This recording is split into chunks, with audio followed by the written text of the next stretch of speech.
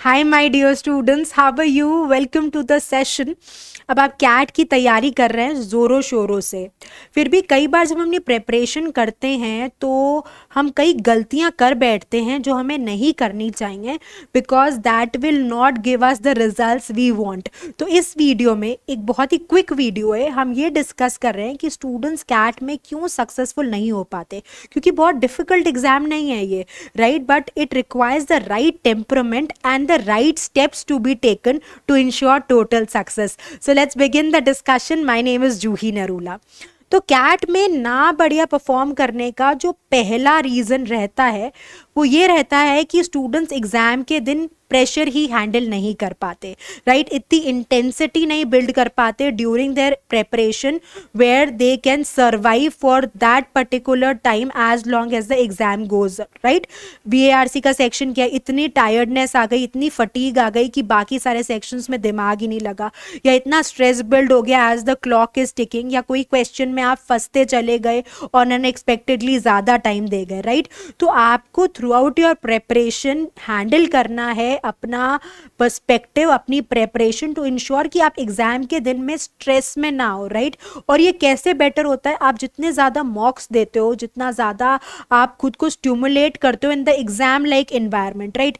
अब कई बार ऐसा भी होता है कि आप पहुंचे सेंटर पे और आपकी चेकिंग हुई, इतनी देर आपको लग गई, जैसे दिस हैपेंड, इस बार मैं भी गई थी एग्जाम देने के लिए, तो ए और बी ब्लॉक में स्टूडेंट्स को कंफ्यूजन हो गया, और जिस बिल्डिंग में एग्जाम था वहां पर लिफ्ट नहीं काम कर रही थी, तो स्टूडेंट्स 7th फ्लोर पे चढ़ के गए और उनको रियलाइज किया बी ब्लॉक है और एग्जाम हो रहा था ए ब्लॉक में। So you know, again getting down and you are not finding your seat और the roll number is not matching. तो इस तरह के ना अननोटिस्ड या अनथॉट अबाउट फैक्टर्स एग्जाम के दिन में हो जाते हैं, राइट? सपोज करें कैप पंक्चर हो गई जाते जाते, तो आपको इस तरीके से अपने आप को प्रिपेयर करना है कि कोई भी अनलाइकली इंसिडेंट्स अगर हो गया एग्जाम के दिन में तो आप उससे घबराओ ना, राइट? ये एक मेजर रीजन है। देखिए, दो चीजें इंपॉर्टेंट है एग्जाम को क्रैक करने में, एक तो सॉलिड कॉन्सेप्ट्स और right test taking strategies.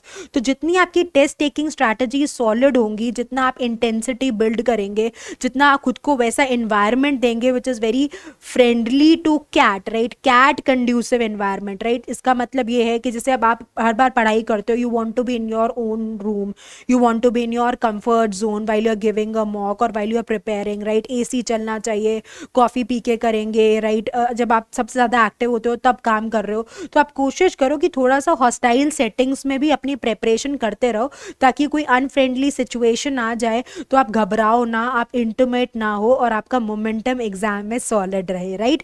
So my first suggestion is that you have to balance both. जब भी किसी भी कॉम्पिटिटिव एग्जाम की तैयारी करें, कॉन्सेप्ट्स बहुत क्रूशियल है, बट टेस्ट टेकिंग स्ट्रैटेजीज उससे ज़्यादा इंपॉर्टेंट है, राइट? अगर आपसे प्रेशर नहीं हैंडल हुआ, टाइम नहीं हैंडल हुआ, स्ट्रेस नहीं मैनेज हुआ, तो आप आते हुए क्वेश्चंस भी नहीं कर पाते हो, राइट? एट टाइम्स आपको लगता है अरे ये कॉन्सेप्ट तो मुझे आता था, ये तो मैंने किसी प्रैक्टिस सेशन में किया था, ये तो मैम ने सिखाया था, ये सर ने डिस्कस किया था, और एग्जाम पे सिमिलर क्वेश्चन आप नहीं कर पाते, right? So always keep this in mind. This video is intending to help you identify these mistakes and not to do them in your preparation journey, right? So please learn how to handle pressure, right? And it can be different for different individuals. You have to find out कि आपके कौन से ऐसे points हैं जहाँ पे आप बहुत ज़्यादा vulnerable हो, और कैसे आप कौन से ऐसे एरियाज हैं जहाँ पे आप प्रेशर हैंडल कर लेते हो। तो जहाँ पे प्रेशर हैंडल कर लेते हो वहाँ पे एज इट इज़ मोमेंटम रखो, और जहाँ पे आपको लगता है कि ये ऐसे स्पॉट्स है जहाँ पे मैं बहुत वल्नरेबल हूँ, वहाँ पे आप मेहनत करना अभी से शुरू कर दो, right? Don't wait for the last time, क्योंकि उस टाइम आपके पास ऑलरेडी एग्जाम पास आ रहा होता है, तो अलग तरीके के प्रेशर्स होते हैं। अभी से छोटे छोटे स्टेप्स लेंगे तो इन द लॉन्गर रन आपको बहुत बेटर पिक्चर मिल जाएगी, राइट? दूसरा, हमने सिर्फ क्लासेस अटेंड करी, हमने सिर्फ कॉन्सेप्ट्स पढ़ लिए, हमें सब समझ में आ रहा है क्लास में, right? Everything is making sense, but we are not doing sufficient practice. तो देखिए, स्किल सेट है, अगर आप एक स्किल सेट एक्वायर कर रहे हैं तो आपको बहुत प्रैक्टिस की ज़रूरत है, आप बिना प्रैक्टिस के काम नहीं कर सकते, right? Sufficient practice, abundant practice, practice to your heart's content. जब तक कि आपको सॉलिड कॉन्फिडेंस ना आ जाए प्रैक्टिस करिए, नए क्वेश्चन से फेमिलराइज होइए, नए आरसी के टॉपिक्स पिक करिए, राइट।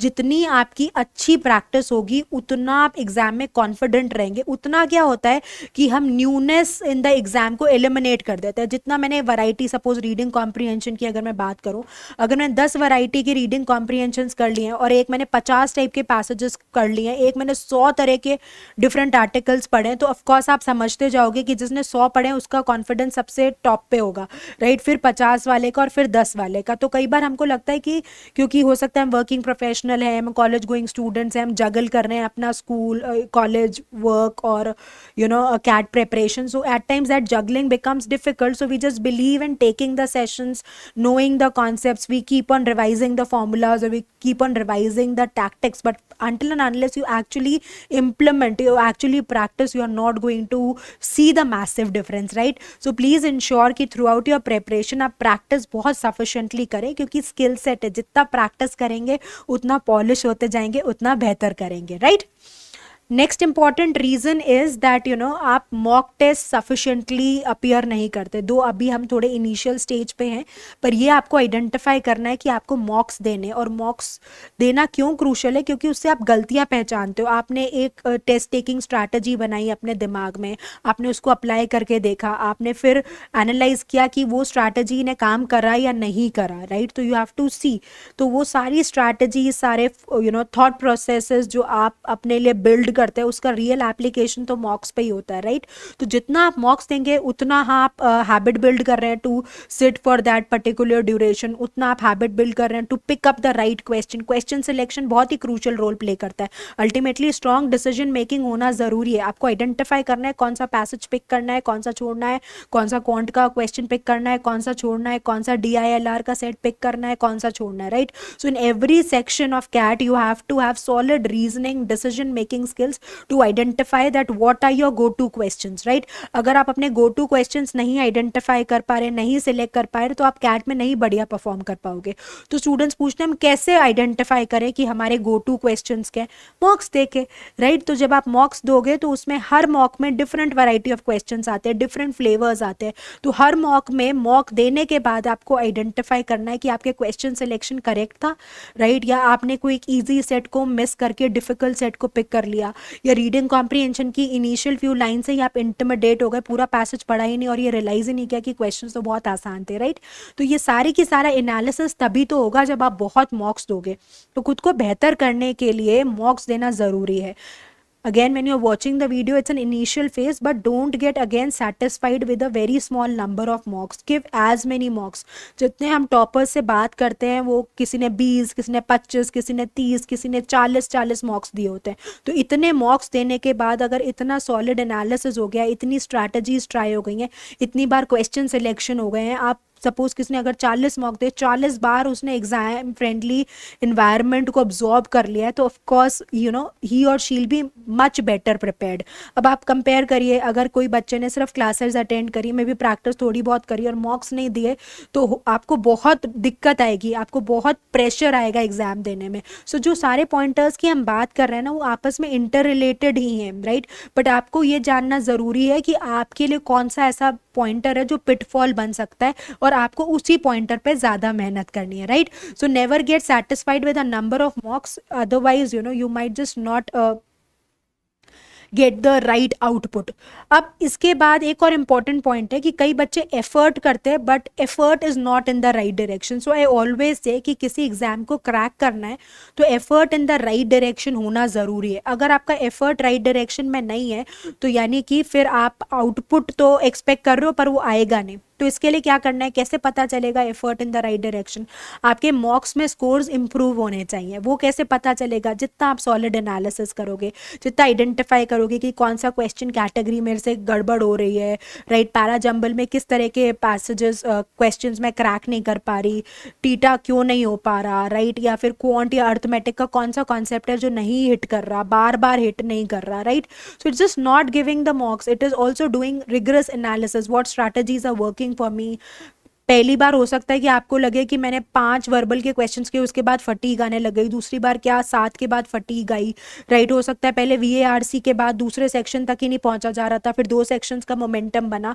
तो इस तरीके से आपको कोई भी मॉक देने के बाद उसका सॉलिड एनालिसिस करना है, और उस एनालिसिस के बाद आपको आइडेंटिफाई करना है कि जो आउटपुट है वो इम्प्रूव हो रहा है, राइट। क्या मैं जो अपना पाथ, जो परसेंटाइल एम कर रही हूँ, जो कॉलेजेस टारगेट कर रही हूँ, जो स्कोर चाहती हूँ, क्या every passing day, with every passing mock, with every passing practice question that I'm doing, is it bringing me closer? You have to ponder this. अब अगर ये वाला एस्पेक्ट आप सोच ही नहीं रहे हो, तो एग्जाम के 1 महीना पहले अगर आपको पता चले कि यार मैं तो इतनी मेहनत कर ली पर मेरा तो आउटपुट ही नहीं आ रहा, तो फिर वो बहुत डिसहार्टनिंग होगा, तब आपके पास टाइम नहीं बचेगा to make things better. But अगर आप अभी से हर प्रैक्टिस सेशन के बाद ये देख रहे हो कि कितना इम्प्रूवमेंट आया, किस एक्सटेंट पे आया, कौन से वीक एरियाज हैं, कहाँ और मेहनत करने की ज़रूरत है, मे बी रीडिंग कॉम्प्रिहेंशन की फिलोसफी के पैसेजेस सॉर्टेड है बट फाइनेंस के अभी भी नहीं हो रहे, और जनरल रीडिंग कर लेती हूँ, राइट। या फिर इन्फ्रेंस का क्वेश्चन हर बार अटक रहा है, या ग्राउंड ऑफ एलिमिनेशन समझ नहीं आ रहा, या क्वेश्चन के क्वेश्चन राइटली आइडेंटिफाई नहीं हो रहे। तो ये आपको हर बार इतना एनालिसिस करना पड़ेगा। मतलब अगर आप टेस्ट देने में x आवर्स लगा रहे हैं, तो उसका एनालिसिस करने में 2x आवर्स लगाइए। उसी से आप आइडेंटिफाई कर पाएंगे कि whether the effort is happening in the right direction, right. That's very crucial to crack the exam. Next important point is inconsistent preparation. मैं बार बार कहती हूँ consistency is the key, right. अगर आप 4 दिन नहीं पढ़ते फिर एक दिन बहुत ज़्यादा पढ़ देते हो, तो उससे कोई आउटपुट नहीं निकलेगा। फिर दिमाग को लगता है कि यार मैंने तो पढ़ा था, एक पूरा वीकेंड लगाया था, मैंने 6-6 घंटे लगाए थे, पर मेरे को उतना ना आउटपुट नहीं दिखा, मेरी एफिशिएंसी नहीं आई एग्जाम में, क्योंकि आप इनकंसिस्टेंट थे। तो बजाय doing everything on weekend, you should basically try to do something every day, right? And then you have to identify कि equal distribution of time नहीं चाहिए, effective distribution of time चाहिए। effective distribution का मतलब अगर मुझे रियलाइज हो रहा है कि मेरा VARC स्ट्रांग है, तो मैं VARC को कम करूंगी, छोड़ नहीं दूंगी। सिमिलरली अगर मुझे लगता है कि मेरे पास क्वांट मेरा वीक है, तो कई बच्चे क्या करते हैं, पूरा सेक्शन ही छोड़ देते हैं कि एंड में देखा जाएगा, जो आता है उसको काम कर ले। फिर वही बात है, सेक्शनल कट ऑफ्स क्लियर नहीं होती। वी हैव हैड स्टूडेंट्स जिनके बहुत अच्छे परसेंटाइल्स थे, पर उनको कॉल नहीं मिला। क्यों नहीं मिला? IIM से, टॉप IIM से कॉल क्यों नहीं आया? क्योंकि सेक्शनल कट ऑफ्स क्लियर नहीं हुई। तो did exceptionally well in VARC and DILR, quant का कट ऑफ ही नहीं क्लियर हुआ था। तो इस तरह की सिचुएशन आपके साथ ना आए, इस तरह के लिए कैसे ज़रूरी है कि आप रोज़ पढ़ाई करें, राइट। अब आप जो रोज़ अगर आपको कोई मैराथन भागनी है, so every day you have to run for some hours, right. आप ये सोचें मैं तो सैटरडे संडे को 10-10 घंटे भाग लूँगी और फिर मैराथन दौड़ आऊँगी, तो that is not going to happen. So ensure कि आप कंसिस्टेंटली एफर्ट करें, स्ट्रैटेजिकली एफर्ट करें, राइट, और असेस करते रहे regularly that whether the output is something that you are expecting. अगर आउटपुट एज इट इज़ वैसा आ रहा है जैसा आप सोच रहे थे, तो बहुत बढ़िया बात है। आप सोच रहे हैं बढ़िया उतना नहीं आ रहा, तो आपको फिर एक बार रिट्रोस्पेक्शन की ज़रूरत है। तो जितना इंट्रोस्पेक्शन होता रहेगा, जितना एनालिसिस होता रहेगा, जितना केयरफुल इवैल्यूएशन होता रहेगा, जितना थॉट जाती रहेगी, उतना आप देखोगे कि आपकी परफॉर्मेंस इंप्रूव होगी। और जितना रैंडम प्रेपरेशन रहेगी, इनकंसिस्टेंट प्रेपरेशन रहेगी, विदाउट थॉट, विदाउट एनालिसिस, आज मन किया एक RC कर लिया, नहीं मन किया छोड़ दिया, कोई एक्शन नहीं है, कोई प्लान नहीं है, राइट, तो फिर आप कहीं ना कहीं दिक्कत आएगी आपको when the exam comes very near। क्योंकि उस टाइम क्या होता है कि आपको सिर्फ you have to get better, you can't work on some things right from the scratch। so if you have taken this wise decision, you have invested your time in preparing for CAT, तो आपको ensure करना है कि that investment, that thought process gives you a solid output, isn't it, right? so these are some major pointers जो आपको throughout your CAT journey, preparation journey में ध्यान रखना है, right? keep on checking that you are doing things rightly, and then you will see that you will do very well in CAT, right? all our best wishes are there with you. Keep working hard, stay consistent. All the best.